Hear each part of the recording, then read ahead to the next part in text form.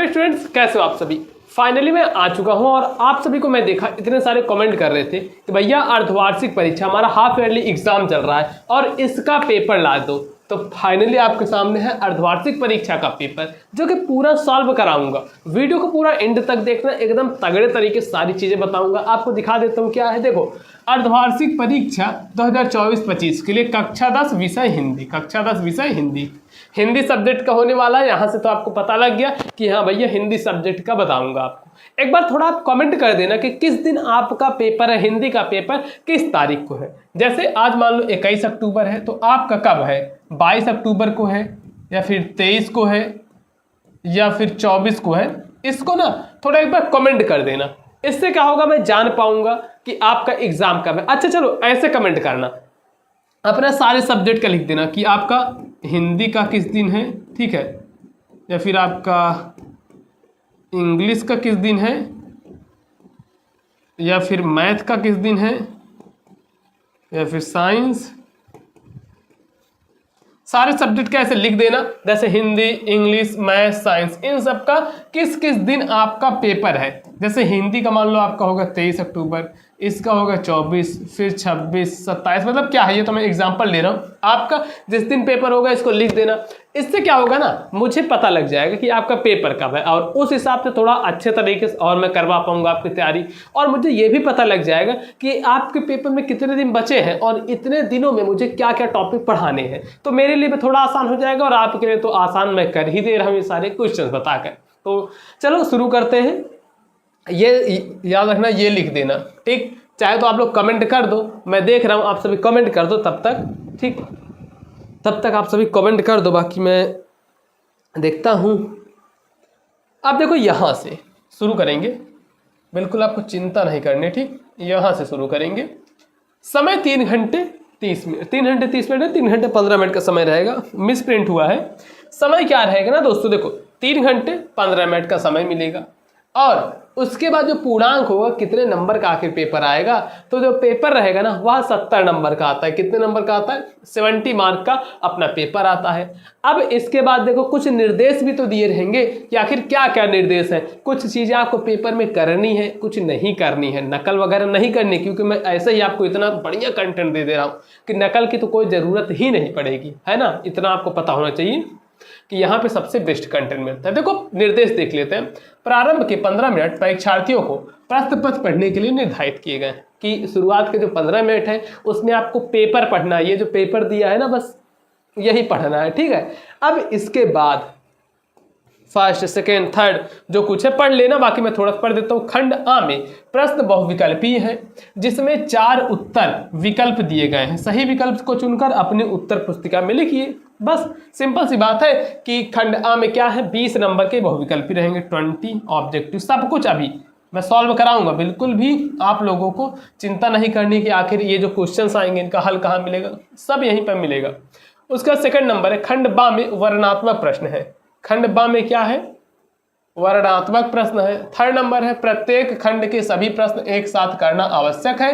प्रत्येक खंड नए पृष्ठ से प्रारंभ करना है। देखो काफी सारे बच्चे गलती क्या करते हैं मैं बताता हूं। देखो गलती ये करते हैं ना, जैसे ये मान लो खंड आ है, ठीक है, ये है खंड आ। तो खंड आ को तो वो लिखेंगे।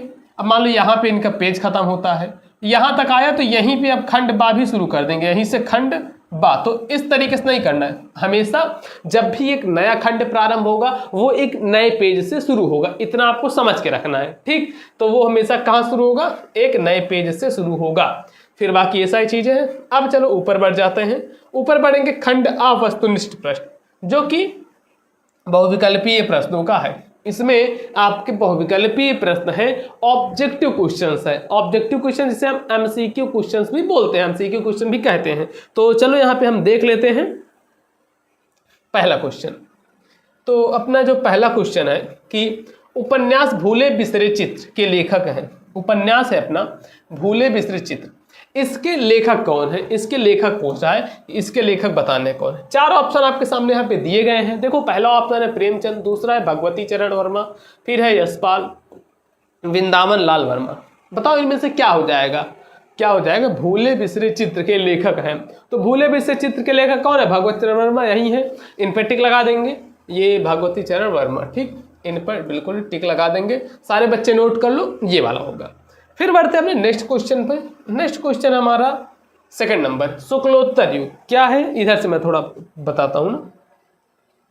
शुक्लोत्तर युग के प्रमुख कहानीकार है। शुक्लोत्तर युग के प्रमुख कहानीकार कौन है, शुक्लोत्तर युग के प्रमुख कहानीकार, 4 ऑप्शन है, चलो मैं पढ़ता हूँ। इलाचंद्र जोशी, मोहन राकेश, विकल्प का व खा, दोनों, इनमें से कोई नहीं।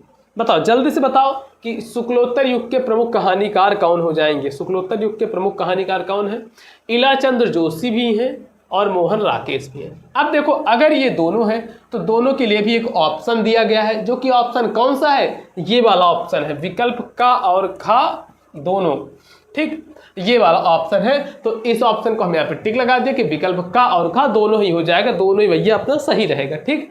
अब बढ़ जाते हैं आगे अपने और नेक्स्ट क्वेश्चन पे। आगे जो अपना थर्ड नंबर क्वेश्चन है, ये देखो क्या है। थर्ड नंबर क्वेश्चन, सूरज का 7वां घोड़ा। सूरज का 7वां घोड़ा हिंदी साहित्य की कौन सी विधा है। सूरज का 7वां घोड़ा हिंदी साहित्य की कौन सी विधा है। विधा मतलब होता है कहानी है, निबंध है, आलोचना है, स्मरण है, या फिर यात्रा वृत्तांत है, क्या है यह आपको बताना है विधा में। तो देखो सूरज का 7वां घोड़ा, निबंध, उपन्यास, डायरी, कविता। आप जल्दी से एक बार कमेंट में बता दो, फिर मैं बताता हूँ ये क्या हो जाएगा। तो मुझे पता आप लोग बता दिए होंगे जिनको बताना होगा। तो सूरज का 7वां घोड़ा यह एक उपन्यास है। ये क्या है, एक उपन्यास। तो उपन्यास कहाँ पे है, ये खा वाला है, इस पर बिल्कुल हम टिक लगा देंगे। सूरज का 7वां घोड़ा एक उपन्यास हो जाएगा, बस, ठीक। और एक चीज़ आपको बता दूं, 2025 बोर्ड एग्जाम की तैयारी अपने इसी चैनल पर कराई जा रही है। कौन से चैनल पे, मोबाइल पर, स्कूल चैनल पे, एकदम बढ़िया तरीके से करना। ये तो अभी आपका मान लो अर्धवार्षिक परीक्षा है, हाफ ईयरली, ठीक है, इससे उतना खैर कोई दिक्कत नहीं है। मेन जो एग्जाम होगा ना आपका बोर्ड एग्जाम, कौन सा एग्जाम, बोर्ड एग्जाम, ठीक है, बोर्ड एग्जाम 2025 का जो होगा वह आपके लिए एकदम मेन रहेगा। और जो नंबर स्कोर करने हैं, तगड़े नंबर इसी में लाने हैं। तो ये सारी चीज़ें जो क्वेश्चन है ना, ये सब भी आपके बोर्ड एग्जाम के लिए बेहद ही इंपॉर्टेंट है, इतना आप ध्यान रखना। चलो अब आगे बढ़ जाते हैं, ये मैंने आपको बता दिया क्वेश्चन। नेक्स्ट क्वेश्चन है अपना चौथा नंबर, आधुनिक काल की समय अवधि है। आधुनिक काल की समय अवधि है, क्या है आधुनिक काल की समय अवधि, 1850 से 1900 तक, या फिर 1900 से 1920, या 1919 से 1938, या फिर 1843 से वर्तमान काल तक। अब देखो एक चीज ध्यान समझना, क्या कहा जा रहा है, आधुनिक काल की समय सीमा। आधुनिक काल मतलब अभी जो काल चल रहा है, जो समय चल रहा है, आधुनिक काल, मॉडर्न टाइम, तो इसकी समय सीमा कि मतलब कब से कब तक है। अब बताओ जो समय चल रहा है अभी, इसको कुछ आप एक जगह ऐसे नहीं कर सकते कि सन 1800 से लेकर 2020 तक या फिर 2025, अभी तो समय चल रहा है ना, तो चल रहा है तभी चलने दो। अब देखते हैं ऑप्शन, ये जो वर्तमान तक दिया गया है ना, 1843 से लेकर अब तक, तो ये वाला बिल्कुल ही सही हो जाएगा, ठीक, इतना समझ जाना, ये वाला बिल्कुल सही होगा, 1843 ईस्वी से वर्तमान तक। अब इसके बाद बढ़ते हैं नेक्स्ट क्वेश्चन पे। देखो अपना नेक्स्ट क्वेश्चन है 5वां नंबर, त्यागपत्र किस विधा की रचना है। त्यागपत्र, ये जो है त्यागपत्र, यह कौन से विधा की रचना है, किस विधा की रचना है, यह हमें बताना है। तो चलो भैया बताते हैं आखिर ये कौन से विधा की रचना है। अब इसमें भी 4 ऑप्शन है, जीवनी, उपन्यास, नाटक, नाटक। अच्छा, 2 बार नाटक हो गया है, 2 बार तो नाटक नहीं होना चाहिए। बाकी देखते हैं त्यागपत्र किस विधा की रचना है। तो जो त्यागपत्र अपना 5वां नंबर, यह भी उपन्यास ही होगा, ठीक, यह भी उपन्यास होगा। बाकी 6वां नंबर क्वेश्चन में बढ़ते हैं, जो कि पंचानन का समास विग्रह।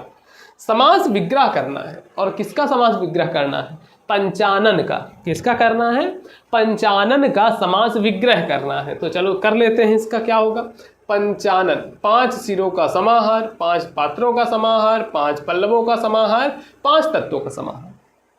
अब आप लोग थोड़ा कमेंट बता दो कि पंचानन का समास विग्रह क्या हो जाएगा, कमेंट बता दो, मैं थोड़ा देख लेता हूँ, रिकॉर्डिंग ऑन है। पंचानन का समास विग्रह आप बताते रहो, बाकी हाँ रिकॉर्डिंग तो ऑन है।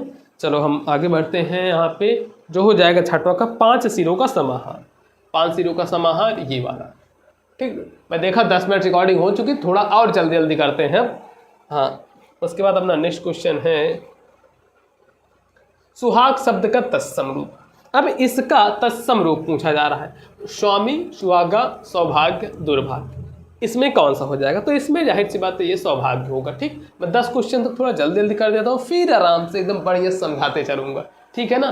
तो देखते हैं 8वां नंबर है युष्माभि रूप है युष्मत शब्द का। युष्माभि उस युष्मत शब्द का कौन सा रूप हो जाएगा? 8वां नंबर जो है युष्माभि युष्मत शब्द का कौन सा रूप होगा?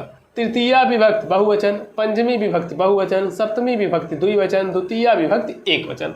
8वां नंबर ये क्वेश्चन है, तो इसको बताओ। यह हो जाएगा तृतीया विभक्ति बहुवचन। कौन सा हो जाएगा?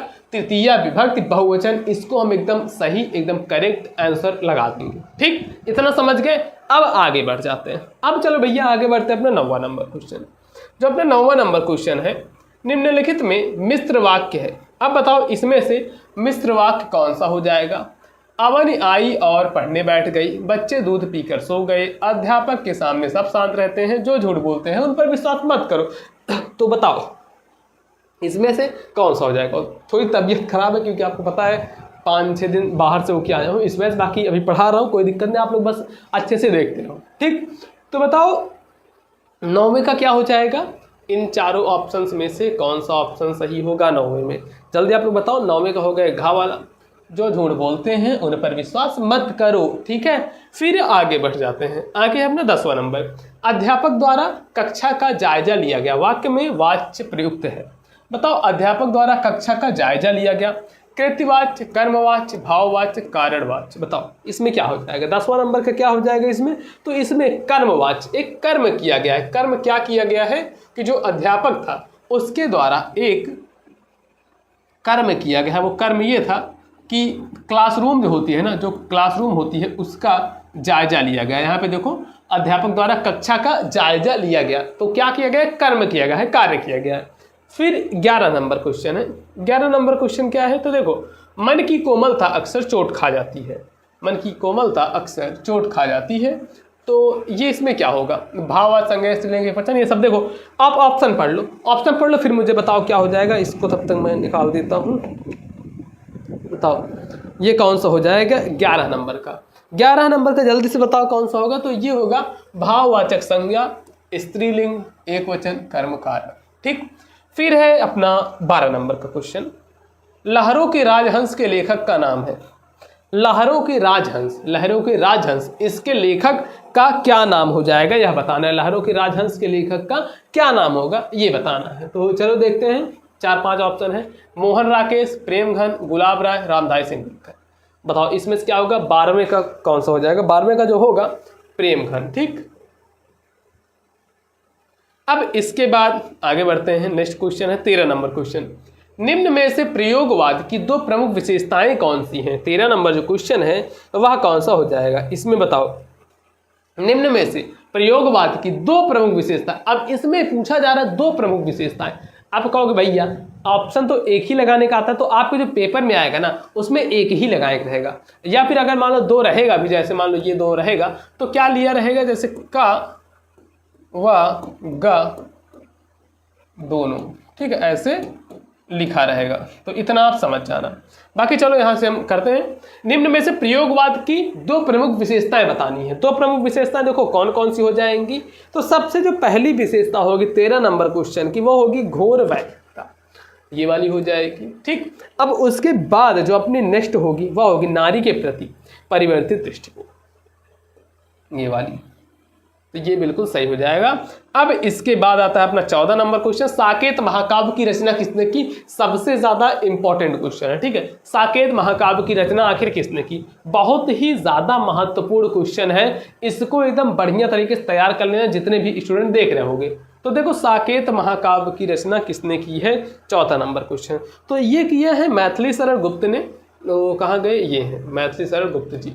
ठीक, और ये काफी ज्यादा इंपॉर्टेंट है।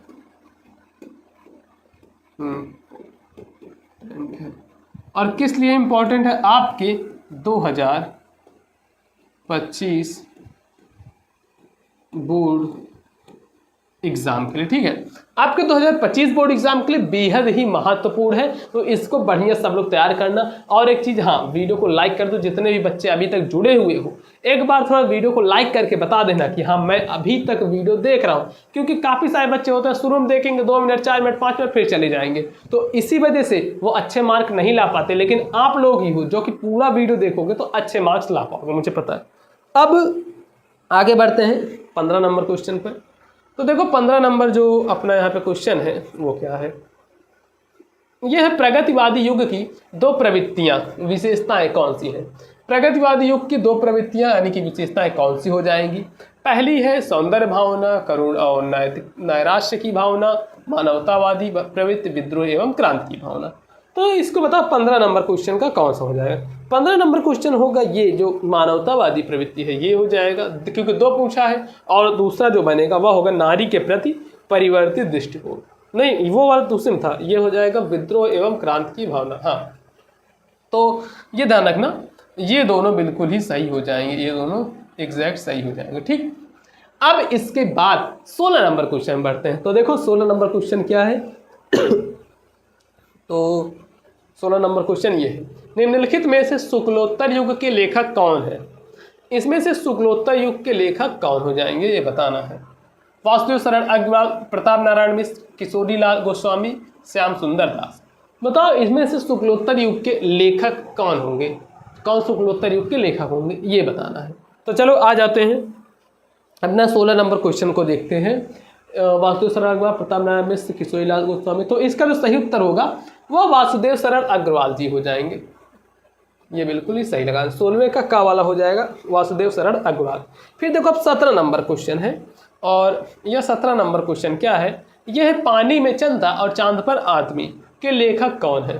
पानी में चंदा चांद पर आदमी, इसके लेखक कौन हो जाएंगे यह आपको बताना है।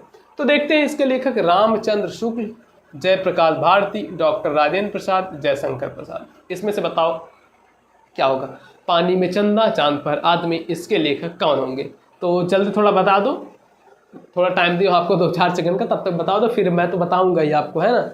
तो देखते हैं 17 नंबर क्वेश्चन, पानी में चंदा और चांद पर आदमी, इसके लेखक हैं जयप्रकाश भारती। जयप्रकाश भारती जी कहाँ गए, ये है अपने खा वाले जयप्रकाश भारती, यही बिल्कुल टिक लगा देंगे। फिर देखो आगे बढ़ेंगे 18 नंबर क्वेश्चन, करोड़ों तारों की आंख बचाकर, यह पंक्ति किस पाठ से ली गई है। करोड़ों तारों की आंख बचाकर, यह पंक्ति किस पाठ से ली गई है, कौन से पाठ से लिया गया है। करोड़ों तारों की आंख बचाकर, हल्दी घाटी, युवा जंगल, स्वदेश प्रेम, नदी। बताओ कहाँ से लिया गया है। ये 18वां नंबर क्वेश्चन है, तो यह लिया गया है नदी से, ठीक। अब इसके बाद आते हैं अपने नेक्स्ट क्वेश्चन पे। 19 नंबर क्वेश्चन है, निम्नलिखित में से गंगा का पर्यायवाची नहीं है।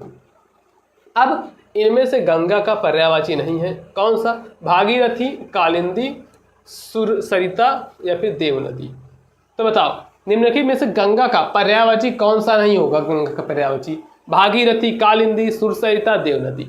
19वां नंबर क्वेश्चन, इसमें से बताओ कौन सा हो जाएगा जो कि नहीं होगा। और काफ़ी इजी क्वेश्चन है और काफ़ी ज़्यादा इंपॉर्टेंट भी क्वेश्चन है। तो 19 नंबर जो क्वेश्चन है कालिंदी, ठीक है,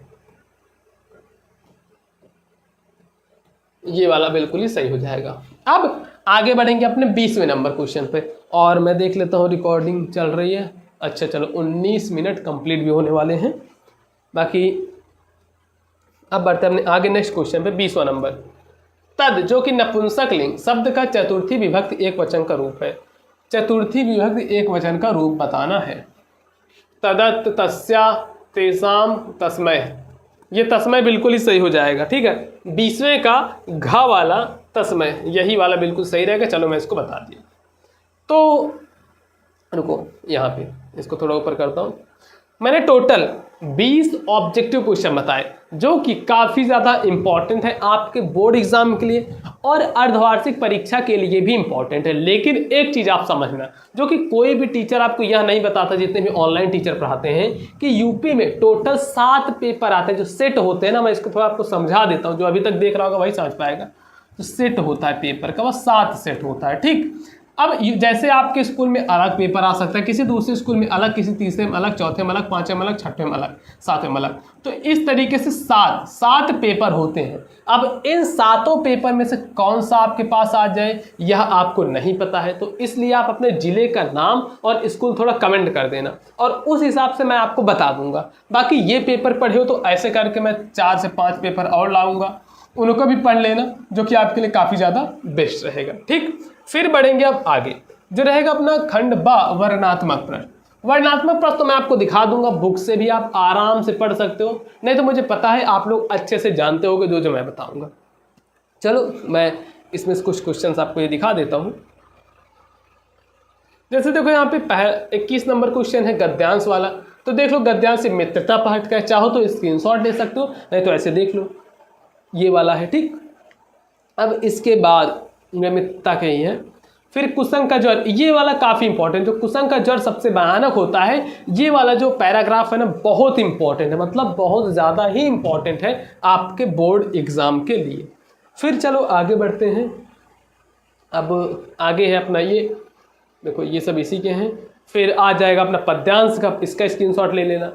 ठीक, ये देखो ये वाला पद्यांश, निर्गुण कौन देश का वासी, यह वाला भैया बहुत इंपॉर्टेंट है। ठीक, फिर बढ़ते हैं 23 नंबर क्वेश्चन पे, जीवन परिचय, ये देख लो यही सेम आने वाले हैं, जीवन परिचय स्क्रीनशॉट वगैरह ले लेना। उसके बाद श्लोक वगैरह, संस्कृत का कुछ गद्यांश है, फिर संस्कृत के देखो पद्यांश है और श्लोक वगैरह है, फिर संस्कृत को क्वेश्चन आंसर है।